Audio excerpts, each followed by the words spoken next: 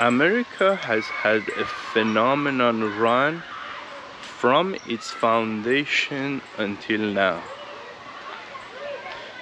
It's one of the greatest civilization humanity ever witnessed. But now it's facing a crisis of vision and value. Today I'm gonna go over 10 structural problems facing America. The first issue is income inequality and wealth disparity. The difference between extra wealthy and the rest of society is widening day by day, to a degree that most of the population lost their hope that they never could have a normal, ordinary, middle-class life in America. The second issue is skill gap and education. Many employers struggle to find skilled workers. While there's a lack of skilled workers all over America, the education cost is skyrocketing. And many asking this question, is it worth it to go get a higher education with this cost? The third issue is crumbling infrastructure. US road, bridges, airports, power grid, and water infrastructure are in need of significant repair. And there are political disagreement about funding those projects. That's why we're witnessing a crumbling infrastructure that no president can solve. The fourth issue is the stagnant productivity growth. In recent decades, US has experienced less productivity, and other major economies, specifically in Asia, are competing in productivity. The fifth issue is political polarization. Gridlock and political disagreement makes it extremely hard to pass a structural reform that really revolutionize the economy. The sixth issue is geographical location. Once being surrounded by two huge oceans were a blessing for the US. The biggest producer and consumer market will be within Yushi Circle.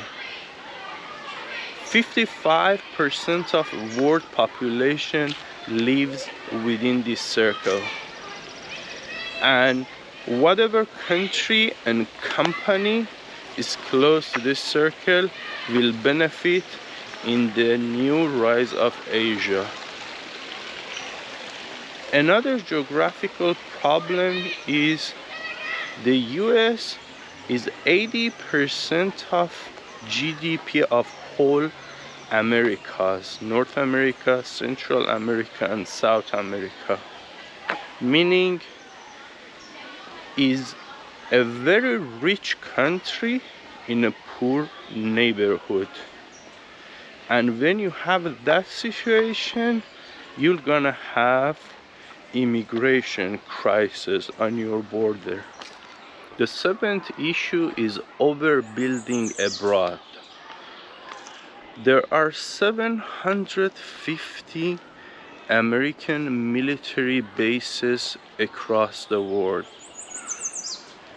that needs to be taken care of by taxpayers' money, by citizens of America's taxpayers' money. When citizens see that their taxpayers' money is not improving their quality of life, they have no incentive to work hard, because they know the harder they work, is not translating to their increasing their quality of life. The eighth issue is socially stratified education system, unequal funding. The US school system relies on local property taxes, and when a neighborhood is wealthy, the tax gained by local system is higher and they could fund better their schools. And this creates cycle of poverty and wealth in a long run. Another problem is residential segregation. When the discriminatory system of segregations, it has a legacy that poor neighborhood stayed poor throughout generations, and wealthy neighborhood could contribute more to the local school system and have access to better education. The ninth issue is money in politics. Those representatives that are elected to represent the people that voted for them, they represent a special interest. There is a great study by Martin Gillen from Princeton University that shows the higher the wealth percentiles goes in the income distribution, the more they have impact in policy changes. Meaning, the lower percentile of income in America have almost no say in changing fundamental and structural policies.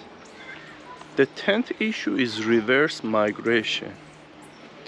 As well-educated and skilled workers see their countries in the global south is developing and creating a better life quality for the citizen, and they see that their life in this Western country is not really improving, they try to go back to their home nation.